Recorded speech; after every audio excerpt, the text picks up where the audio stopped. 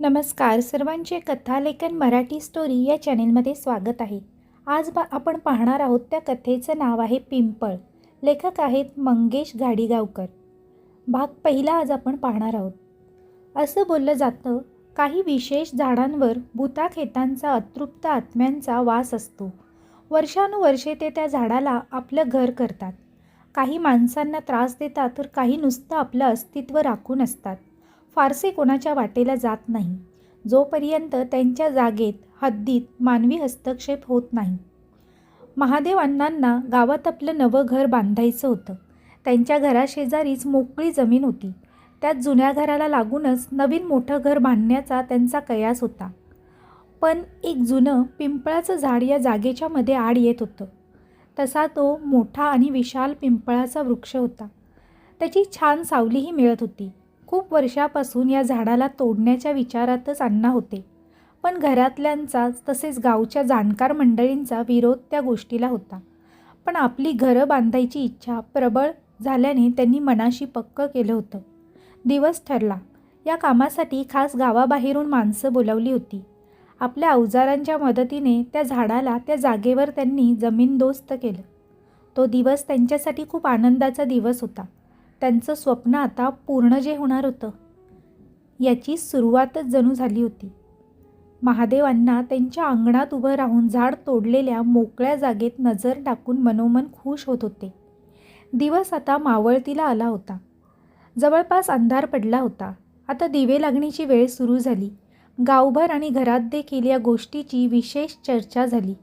गावात कोणालाही हे फारसं पटलं नव्हतं, पण हा वैयक्तिक प्रश्न असल्याने त्यांनी याकडे दुर्लक्ष केलं. रात्र झाली, जेवण उरकली. महादेव अण्णा जेवण उरकून अंगणात फेरफटका मारत होते. अचानक त्यांना कोणीतरी बोलत असल्याचा भास झाला. या अंधारात कोण असेल? शंका आल्याने जवळच असलेला कंदील घेऊन ते अंगणातून खाली उतरले आणि सर्वत्र नजर फिरवली. जोरात हवा सुटली होती. अण्णा आपल्या घरात परततात अशातच रात्र होते. अण्णा त्यांच्या घरात झोपलेले असतात, पण त्यांना झोप लागत नव्हती. त्यांच्या मनात पिंपळाच्या झाडाचाच विचार येत होता. एका कुशीवरून दुसऱ्या कुशीवर ते वळत होते. मध्येच उठून पाणी पित होते. असे करता करता त्यांना रात्री झोप लागते. गाढ झोपेत असताना त्यांना मध्येच घराचा दरवाजा ठोकल्याचा आवाज ऐकू येतो. ठाक ठाक. कोण आहे? कोण आहे बाहेर? त्यांनी आपलं कंदील पेटवलं आणि पाहिलं. घरची मंडळी गाढ झोपली आहे. कोणच उठलं नाही का? हा आवाज मलाच आला का? जाऊ दे, आपणच पाहावं म्हणून महादेवांना स्वतः उठतात. घड्याळात पाहतात तर रात्रीचे 2:30 वाजले असतात. हातात काठी घेऊन ते दरवाजाच्या कडीवर जातात. परत आवाज येतो. ठाक ठाक. थांबा, मी उघडतो, बोलत अण्णा दरवाजा उघडतात. कंदील डोक्यापाशी करून हळूच कानोसा घेतात. बाहेर तर कोणीच नसतं. ते घराबाहेर येऊन आवाज देतात, कोण आहे? पण काहीच आवाज येत नाही. आजूबाजूला कंदिलाच्या प्रकाशात ते इतरत्र पाहतात, तरी कोणीच दिसत नाही. कोण होतं इतक्या रात्री मरायला? शिव्या घालत अण्णा परत वळतच होते. इतक्यात मागून त्यांच्या खांद्यावर कोणीतरी हात ठेवला. मी आहे. एक भरगच्च आवाज त्यांच्या कानावर पडला. तसं दचकूनच त्यांनी घाबरून लागलीच मागे वळून पाहिलं. कंदील वर केला तसा मागचा माणूस पाहून त्यांनी हातातला कंदील तसाच टाकला. ओरडतच धावत घरात घुसून दरवाजा घट्ट लावून घेतला. अण्णा भीतीने घाबरून धापा टाकू लागले. त्यांच्या ओरडण्याच्या आवाजाने घरातले सर्व मंडळी जागे झाले. काय झालं अण्णा? का ओरडलात? काय झालं? का ओरडलात? बोला ना.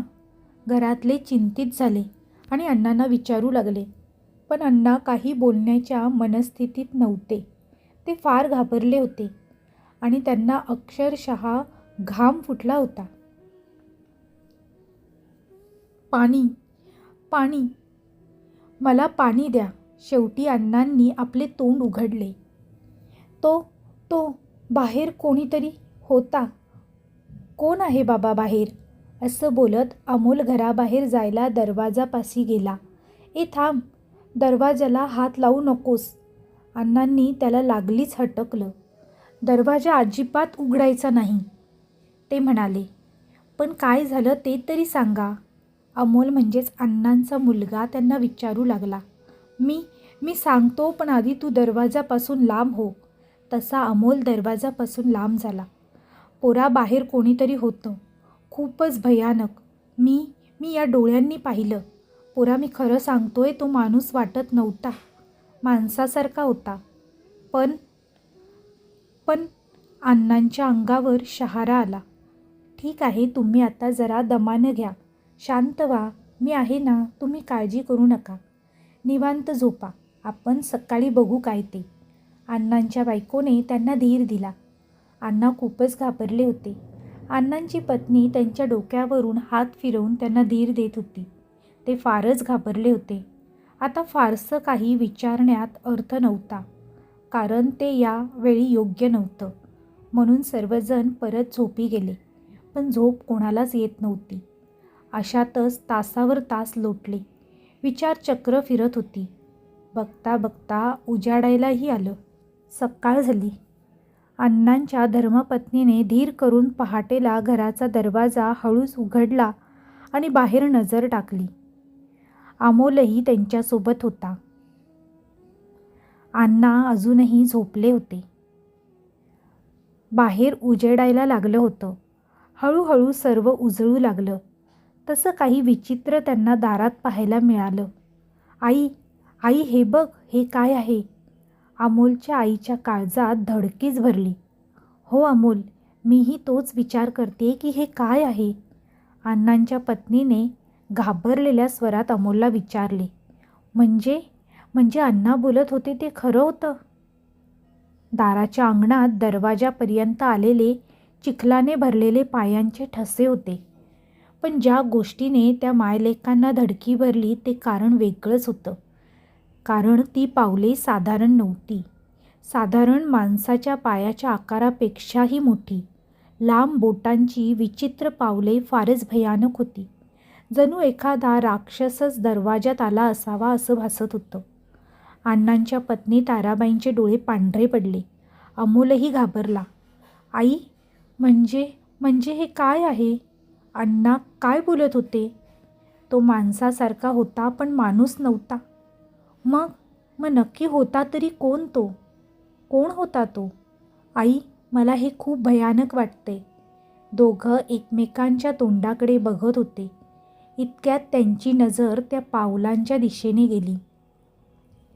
चिखलात रुतलेले ते पाय थेट अंगणातील पिंपळाच्या झाडाच्या दिशेने गेले होते. दोघं मायलेक त्या पावलांचा मागोवा घेत चुपचाप पिंपळाच्या झाडाच्या दिशेने चालत गेले. पिंपळाजवळ ते ठसे संपलेले होते. तरी मी अण्णांना सांगत होतो की हे झाड तोडू नका, फार जुनं आहे. पण अण्णा ऐकलेच नाहीत. हे काही साधारण नाही, काहीतरी भयानक आहे. या घटनेने दोघांचीही डोकी चक्रावली होती. नक्कीच इथे काहीतरी आहे. उगाच आपण ते झाड तोडलं. आता काहीतरी आपल्यालाच करायला हवं, अमोल आईला म्हणाला. झाड तोडलेल्या जागी दोघंही निरखून बघत होते. याच्या पुढे पावलं गेली नाहीत. या तोडलेल्या झाडातून तर कोणी आलं नसेल ना? अमोल ढोपरावर खाली बसतो आणि त्या तोडलेल्या झाडाच्या बुंद्याला हात लावतो. इतक्यात त्याच्या आईचं लक्ष जमिनीकडे जातं. अमोल उठ, तिथून पळ लवकर, ते बघ. अमोलने त्या तोडलेल्या झाडाच्या आजूबाजूला पाहिलं तर जमिनीतून सफेद धूर निघू लागला. जणू ती जमीन पेटली होती. जमिनीतून सफेद धुरांचे लोट वाहू लागले आणि कडकड असा जमीन भेदल्याचा कर्कश आवाज वातावरणात घुमला. कोणीतरी आहे खाली बोलत दोघांनीही तिथून पळ काढला. धावत जीव मुठीत घेऊन ते घरच्या अंगणात पोचले. जा अमोल, दरवाजा उघड आणि अण्णांना बघ आधी. अमोल लागलीच घराचं दार उघडण्याचा प्रयत्न करतो, पण दरवाजाला जणू आतून कडी लावल्यासारखा तो दरवाजा अगदी बंद झालेला असतो. अण्णा, दरवाजा उघडा. अण्णा, कुठे आहेत तुम्ही? अमोल हाका देत असतो. दोघांचीही घरासमोर आरडाओरड सुरू होते. अचानक घरातील सामान इतरत्र फेकल्याचा आवाज येऊ लागतो. तसं दोघांचीही काळीज अजून धडधडू लागतं. अमोल आता जोरात धक्के मारतो. शेवटी दरवाजा उघडला जातो. दोघे लागलीच आत प्रवेश करतात. अण्णा, अण्णा, अमोल आवाज देतो. धनी, धनी कुठे आहे तुम्ही? त्यांची पत्नीही आवाज देते. दोघं घरात जाऊन अण्णांना आवाज देतात. पाहतात तर काय, घरात अण्णा नव्हते, पण घरातलं सामान मात्र अस्ताव्यस्त पडलं होतं. दोघंही हा प्रकार पाहून घाबरतात आणि घराबाहेर पळत सुटतात. घराबाहेर अण्णांचा शोध घेतात, पण अण्णा कुठे आहेत? एवढ्यात अमोलची नजर घराबाहेरच्या त्या तोडलेल्या पिंपळाच्या दिशेने जाते. अरे देवा, अण्णा! दोघांच्याही काळजात अगदी धस होतं, कारण अण्णा त्या तोडलेल्या पिंपळाच्या झाडाच्या बाजूला पडलेले असतात. परत तिथे कोण जाणार? दोघेही विचार करू लागतात. त्या पिंपळापाशी जायची कोणाचीही हिंमत नव्हती. पण अण्णांसाठी त्यांनी धीर केला. परत धावत घाबरत घाबरत ते त्या जागी गेले. दोघांचेही हातपाय कापत होते. अंग अगदी थरथरत होतं. अशातच त्यांनी अण्णांना घेण्यासाठी पुढाकार घेतला. दोघांनीही पटकन जाऊन हलवून अण्णांना जागं केलं. मी इथे कसा? तुम्ही इथे काय करताय? अण्णांनी अर्धवट डोळे उघडत विचारले. ते नंतर सांगतो, आधी उठा, इथून पळा. अमोल आजूबाजूला पाहून घामाघूम झाला. थोड्या वेळाने अगोदर जे घडलं होतं ते त्यांच्या मनात घर करून होतं. तुम्ही ठीक आहात ना? चला घरात जाऊ. दोघांनी अण्णांना उठवले आणि ते घरच्या दिशेने भराभर चालू लागले. त्या जागेची जबरदस्त भीती त्याच्या मनात भरली होती. अण्णांना घरी आणलं आणि घाबरतच पटकन घराचा दरवाजा त्यांनी लावून घेतला. काही वेळ लोटला. आता घराबाहेर अंगणात अगदी छानसं ऊन पडलं होतं. सर्व गोंधळ आता थांबला होता. सूर्य डोक्यावर आला तसं सर्वच शांत झालं. ताराबाईंनी अण्णांना घडलेली सर्व हकीकत सांगितली. घरात तिघेही या प्रसंगामुळे हादरून गेले होते, कारण यापूर्वी असं कधीच घडलं नव्हतं. अण्णांच्याही लहानपणापासूनचा हा वृक्ष कधीच इतका भयानक वाटला नव्हता. तरी मी सांगत होते की आधी विचारणा करा, मगच हात लावा या झाडाला, पण तुम्ही ऐकताय कुठे? अण्णांची पत्नी म्हणाली. तुमच्या डोक्यावर तर फक्त घर बांधायचं भूत बसलं होतं ना. बस आता भोगा आपल्या कर्माची फळं, त्यांची पत्नी म्हणाली. अण्णा अगदी गप्प झाले. हे जे काही आहे खूपच भयानक आहे. यातून जे निघाले ते खूपच विपरीत आहे. काहीतरी विचित्र नक्कीच आहे. आपल्याला त्याचा बंदोबस्त करायलाच हवा, अण्णांचा मुलगा अमोल बोलला. हो, पण कसं आणि काय करणार आहेस तू? तिथे कोणीतरी आहे. जे झाड आपण तोडलं ते खूपच चुकीचं केलं. तिथे जे काही होतं ते यामुळे जागं झालंय. आता काय करायचं?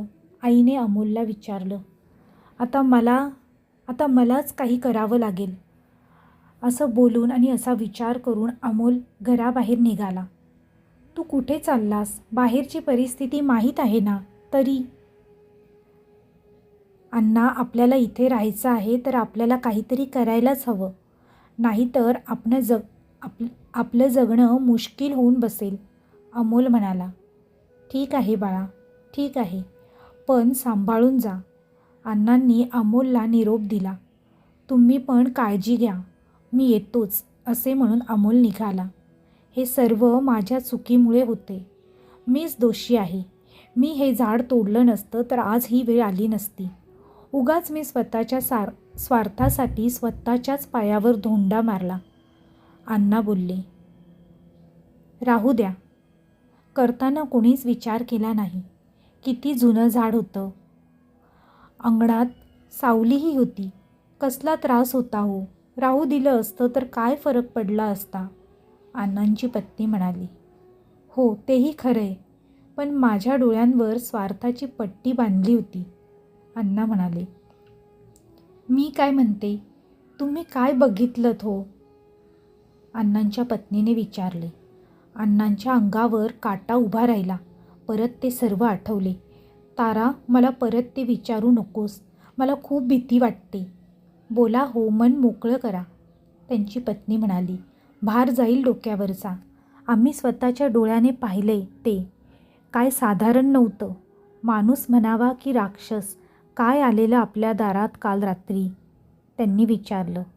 हो, मी पाहिलंय त्याला कंदिलाच्या प्रकाशात. फारच भयानक होता तो. उंच, काळा कुट्ट दिप्पाड, अक्राळ विक्राळ, आणि त्याचे डोळे खूपच मोठे लाल लाल होते, जणू निखारेच. त्याचा चेहरा किळसवाणा होता. अंगावर शहारे आले. तो माणूस नक्कीच नव्हता, अण्णा म्हणाले. कोण असावा? त्यांची पत्नी म्हणाली. एखादं भूत किंवा पिशाच्च की राक्षस. हे विपरीत काय होतं? आयुष्यात पहिल्यांदाच असं काहीतरी पाहिलं मी. पण तुम्ही त्या झाडाजवळ कसे पोचलात? तुम्ही तर घरात झोपलेलात ना? मला काहीच आठवत नाही तारा. मी निवांत पडलो होतो आणि तुम्ही मला उठवलं तेव्हा मी तिथे कसा आलो मलाच काही कळलं नाही. अण्णा आणि त्याच्या पत्नी घरात बोलत बसले होते. तिकडे अमोल गावातल्या काही जाणकार मंडळींबरोबर याबद्दल चर्चा करू लागला.